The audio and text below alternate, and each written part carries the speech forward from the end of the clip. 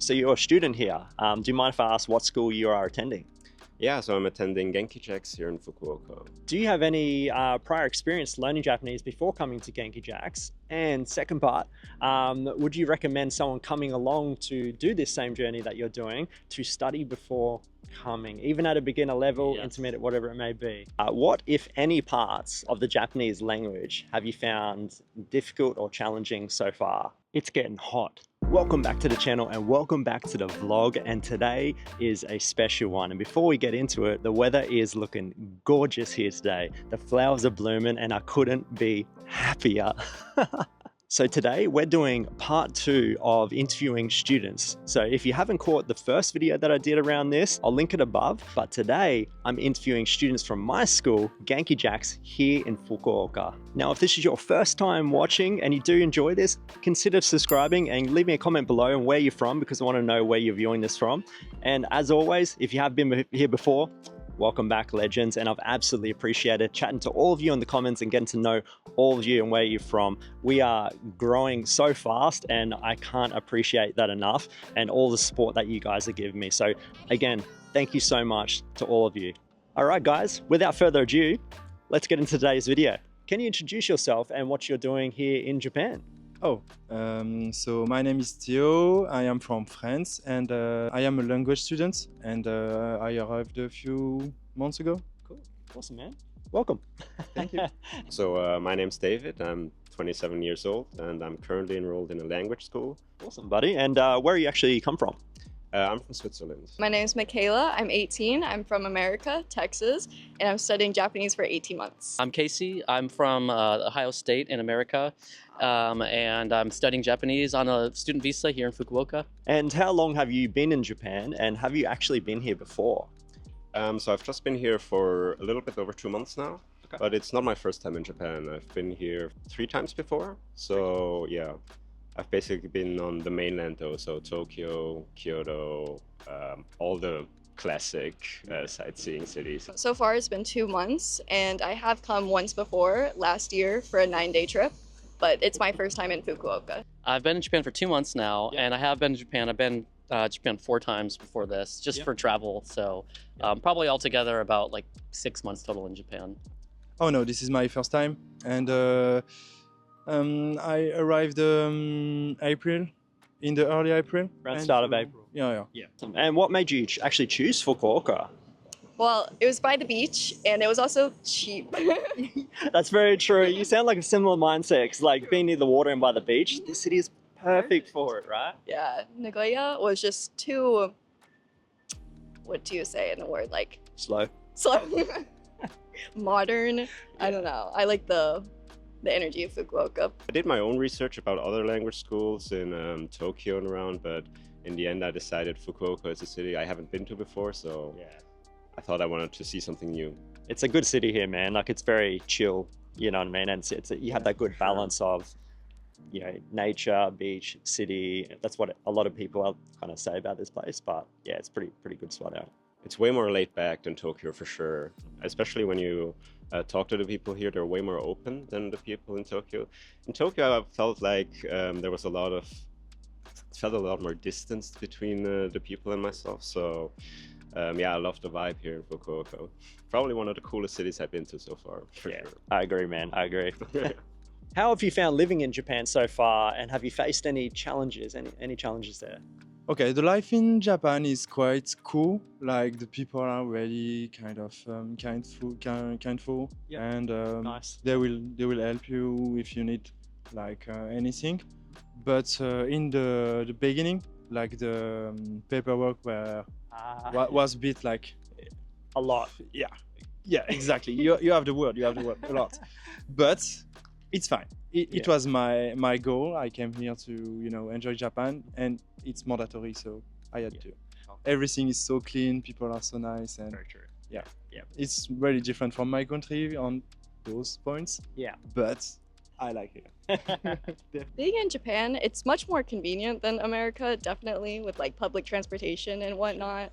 And there's a lot more to do, I would say. But challenges mainly just be the language barrier, obviously. Going around, it's a little hard when you don't really speak the same language as everybody. Yeah. it does cause some challenges. It's been great so far. I love Fukuoka. Yeah, I mean, I think it's a great city. Life here is easy. Of course, there's some challenges. You know, I think like right now, I'm maybe in the honeymoon phase of living in Fukuoka, Yeah. but I feel like the challenges are way worth like all the great conveniences I get. But yeah, there's certain things like I'm trying to sign up for a SIM card right now with my phone, and like Docomo, one of the like top companies for getting a SIM card in Japan, their online form like doesn't take middle names, doesn't take spaces, and it's just like, you know, you try and go for help, but the employees of the company are still using the same system, right? So it's just like they're like, yeah, I don't think you can do it. Like, all right, just can't do it. Yeah, like that's just because of my like I have an English name pretty much, right? So yeah, that's just how it goes. I think you tend to get that with a lot of things here where they're so strict to the rules that if something is outside of those rules, it's kind of like too bad, so sad, unfortunately. Yeah, like there's a lot of kind of like, you know, I think there's sort of a cultural idea of that they don't have the authority to make decisions about things. Like they always have to go to the manager or something. Like yeah, it's like they're not really like about solving that problem right there then and there. So that can be frustrating. So you're here as a student in Japan. How long are you here as a student again? And do you mind if I ask what school you're attending? So I attend GenkiJacs, and I'm here for 18 months. 18 months, cool. And how are you finding GenkiJacs at the moment? It's been really enjoyable. I mean, the teachers are great. We're really learning at a progressive path, I would say. I mean, sure, we're learning polite, and we do need to learn some more conversational words, but I mean, so far it's been great. How have you found GenkiJacs school so far? It's been great. All the teachers are very helpful, the staff here. If you have any problems, you just can ask pretty much everyone around there at the reception, and they will help you with all the problems you might have. It's been great so far. I like GenkiJacs a lot. It's very chill. Like the classroom setting is very casual compared to other language schools I've heard about, so I'm enjoying that a lot. Awesome. And from your knowledge, what kind of roughly, how many people per class? Like how many people in your class, I guess? I would say? There's 8 people in my class. Most classes, they try to keep around 8, they said, but it varies. Sometimes there's 6, sometimes there's more. And they can like bump people up and down if they're struggling or if they're doing better, or they can kind of like move them around. And so you feel very supportive there? Yeah, definitely. Yeah, and I think it depends, right? Like I'm lucky my class is like very well matched to my skill level. Like we're all very on the same page about what we're learning. Right. Other classes I've heard, like, you know, this maybe the person who's at the top of the class is not matched well to the person who's at the bottom of the class. So it's not always going to be like the perfect match, but I feel pretty good, pretty lucky about it. Sounds like they do a pretty good job at matching those classes up. Yeah, I think so. And they try to accommodate everybody. So yeah. Do you have any prior experience learning Japanese before coming here? And would you recommend someone that wants to come here on the same journey to study a little bit of Japanese before starting at school? It's a good question, I think. Yeah. I did a couple years back in my country, Yeah. like back in France. I did, Like in school or something? yeah, in college. Yeah. But like I stopped midway because it wasn't the greatest. The teaching style was Yeah, a little bit exactly. different. Maybe they're not fluent, so it becomes a bit Yeah. difficult for them to teach. And I think I can learn much faster here. The most you can learn is the best. Yeah. But first of all, I have to warn you, because like if you learn by anime, It's more casual, isn't it? yeah, exactly. And sometimes they use words you're not going to use here. And that's really important, because like I am lucky because at school I can ask my teachers, but like if you don't go take a school or anything, you will get in those traps, because like you can casually spoke to someone and they will like just like you look you like that, like Yeah. what the What are you talking yeah, about? exactly. Yeah. Basically anime is good for vocabulary, Yeah. but for grammar and stuff, school is better. Well, me personally, I said I would learn and I didn't, but you know, I don't think it's really required. It's basically up to the person. I mean, you can come here from zero and like learn, or you could come here learning at least a little bit and then grow your skills further. But I would say the most basic necessity is like learning hiragana and katakana, of course. But that's basically it. I've had zero knowledge of Japanese before Zero? I came here. Yeah. Hey, me too, mate. Yeah, and it works. It's fine. But the school is basically designed that you can come here with zero prior knowledge and you'll get around fine. But for any others, people who might want to attend a language school, I would recommend doing some studying before you come here. Because especially I think the first couple months at school, the basic grammar you learn is very simple stuff. And I think that's something you can easily learn by yourself, and you'll get a huge head start ahead of everyone else. So what, if any, of the parts of the Japanese language have you found difficult so far? I found the whole thing. I mean, yeah, the whole kit and caboodle is definitely definitely gives you run for your money. But English is very like, you get a lot of direction from the speaker about like what they're trying to tell you or what they want you to understand. And Japanese is like very much so vague statements, and the responsibility is you on the listener to like fill in the gaps of what they didn't say. Yeah, right. So I'm not good at that. Like I think that's a skill you have to learn as you learn Japanese. But yeah, I'm still learning how to figure it out. When they say like chotto, like okay, a little what though? Yeah. 100%. Yeah. We're learning, but we're learning slowly. Yeah, exactly. Yeah. For me at the moment, it's just been pronunciation, which I find hard, because I try to speak to a lot of locals here, and you will feel the difference in your speaking ability and the natives here. So I think that's probably the hardest bridge to get, but also the most unnecessary. Like, you don't need to have good pronunciation. It's just something that I want to achieve eventually. So Definitely the kanji. Yeah. I think it's more of a memorization thing more than anything, and that's not really one of my skill sets. But I mean, Memory? yeah. Likewise, mate. I know. I'm like, I mean, I know I've seen this, but have I seen it enough to remember it? Not really. But I mean, that's just something you just got to get through whenever learning a new language, obviously. And then everything else is pretty straightforward. I mean, obviously, sometimes there's no direct translations with words. True. So I do think that becomes a little tricky. And that's really it, though.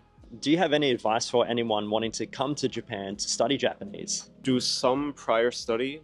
If you're serious about learning the language, do some studies beforehand before you come here. Even if it's not studying grammar meticulously, just try to maybe just learn the most common sentences, because you'll get by easier. In terms of money, I would say if you can, I know that's not an option for everyone, but try to save up enough money so you don't have to work here in Japan.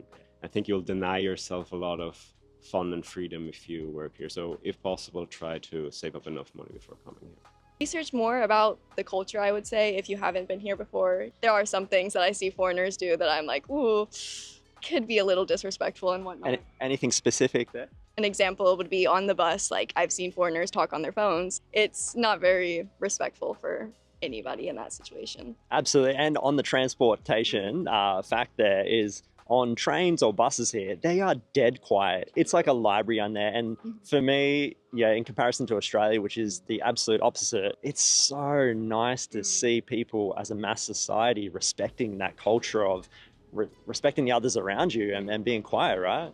They do have a big, like, respect for everybody, obviously. Yeah.